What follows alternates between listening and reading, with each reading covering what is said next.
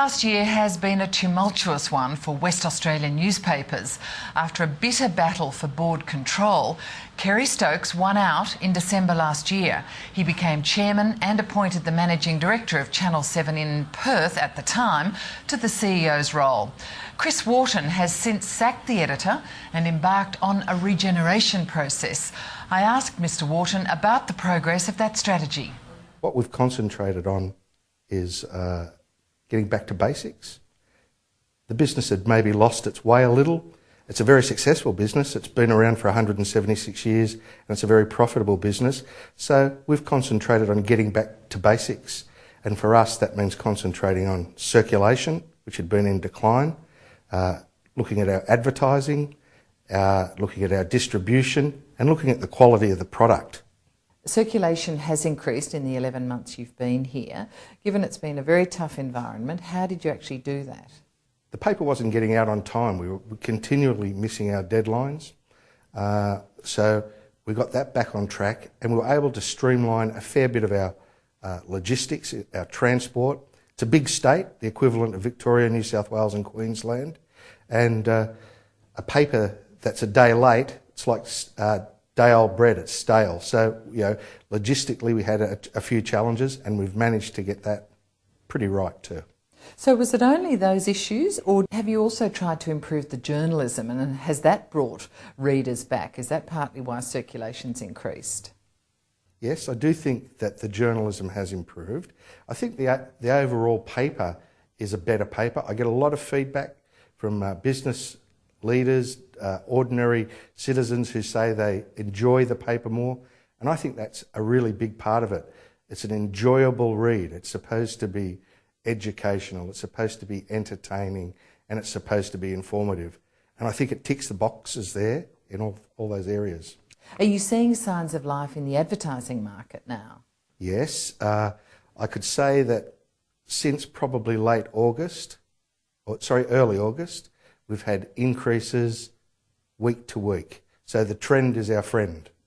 How critical is cost cutting for your sustainability? I'm not a cost cutter per se, I'm a cost manager. What's the difference? Well, deploying your capital in the right areas of the business. I think that's what it is. I don't waste money and we look at our costs very closely all the time.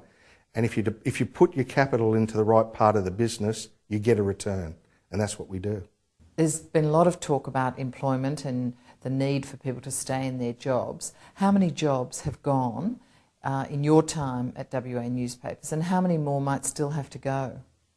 We had around 90 people take a voluntary redundancy in June. We wanted around 65 and we had around 90 who applied. We decided it was best to take them all. The people who are here now are the people who want to be here. But they were staged and staggered, so there's some people still here working out their notice.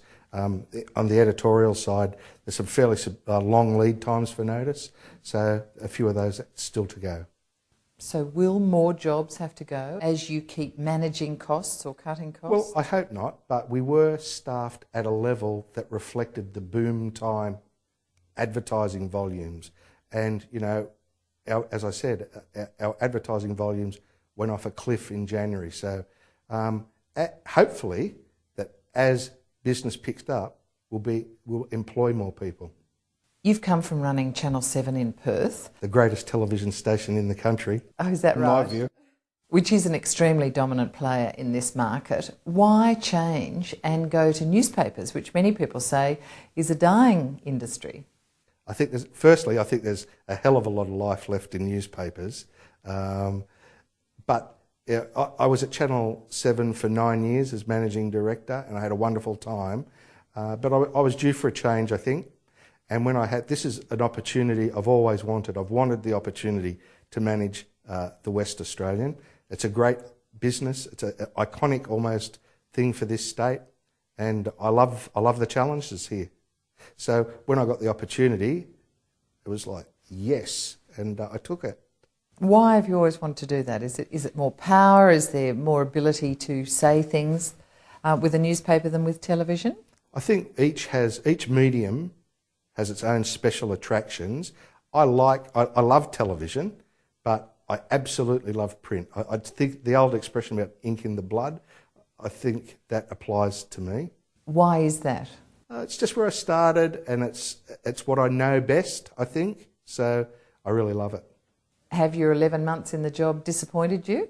No, they haven't. It's been a great time. There's still plenty to do, but we've got great staff. We've had a lot of changes here. We've launched a lot of new products.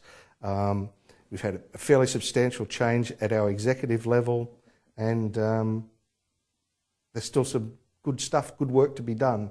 And of course, it's not just the West Australian newspaper holdings. We've got 24 other papers around the state, and we've got a radio network in the northern part of the state, up in the prosperous northern part where the mining is. We've got WAFM and Red FM. We're the only players in that market. So it's a nice, interesting combo to deal with. What is it that you really want to achieve at WA newspapers, in one phrase? I want our state, I'll get back onto the West, I think, if that's really what you're asking. I want our state to have the best newspaper it possibly can that reflects the aspirations of our great state. Kerry Stokes is now the dominant person in media in WA. He owns the Seven Network, and now he has a big chunk and is in control of the only major daily newspaper, WA newspapers. Do you think that lack of diversity really serves the community? I think that in the case of Mr Stokes, that his association with the state and his association now with this great company is a bonus for the state and for the people of Western Australia. Kerry loves Western Australia, and he's proud of the Seven television network, and I want to give him, as a major shareholder, cause to be equally proud about WA newspapers. He's vitally interested in outcomes for the state and the improvement of the state, so I just think it's a bonus. He's not an interfering chairman, he's an encouraging and supportive chairman. How bad, in your view, was the previous editorial reign under the former editor Paul Armstrong? I wasn't very interested in the paper during the course of Paul's editorship, just as a consumer. I read it infrequently. I'd scan it every day, but it was too heavily into politics for me.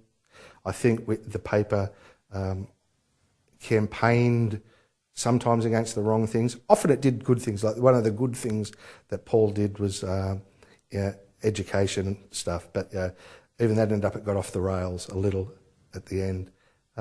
So to me, it wasn't a kind of paper that I enjoyed. What do you think of Rupert Murdoch's view that newspaper content online should be paid for by consumers? Well, I think that if anyone can do it, it's News Limited. And do you think he will do it? Well, that's to be seen, I guess. I don't think Mr Murdoch would go out and say these things in a blithe or bland manner with no idea about how he might go about it. There's some clever people there at News Limited, clever men and women, and I know they're working hard on it. And quite frankly, Helen, if they come up with a model that works, I'll pinch it. Quite happy to take that if they do that.